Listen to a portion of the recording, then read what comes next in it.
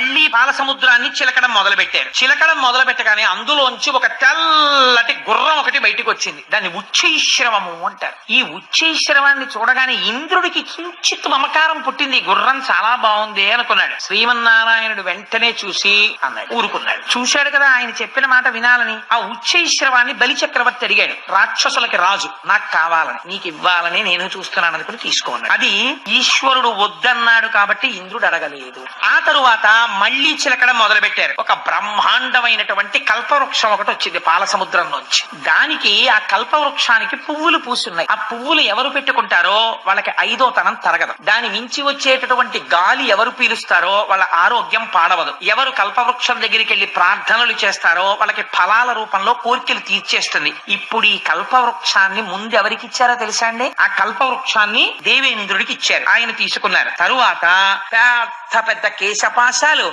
అపారమైనటువంటి సౌందర్యమూర్తులు, అంతటి అందంతో అప్సరసలు పుట్టారు ఆ పాల సముద్రంలోంచి.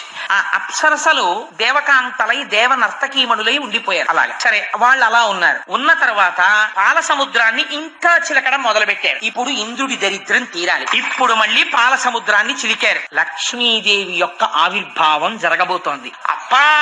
సటి కాంతితో తెల్లటి వస్త్రాలు కట్టుకుని ఆ పాల సముద్రంలోంచి నల్లని కన్నులతో సొగసైన చూపులు ఇలా మాతృవాత్సల్యంతో అందరి వంక చూస్తూ లక్ష్మీదేవి పాల సముద్రంలోంచి ఆవిర్భవించింది. అమ్మవారి చూపులు ఎంత దిశల వరకు పడ్డాయో అంతవరకు దరిద్రములన్నీ తొలగిపోయి అందరూ ఆనందమును పొందారు. లక్ష్మీదేవి జన్మించింది. ఆనాడు పాల సముద్రం దగ్గర ఉత్సవం జరిగినట్టు జరుగుతుంది.